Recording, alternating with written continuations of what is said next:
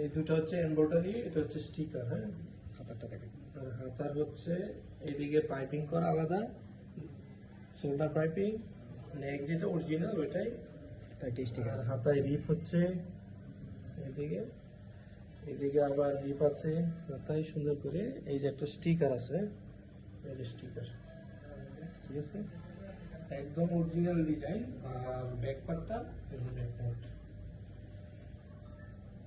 এখানে আরেকটা স্টিকার আছে, ডিটিএফ স্টিকার, এই যে ব্যাক পার্টে, এটা ডিটিএফ স্টিকার। হ্যাঁ,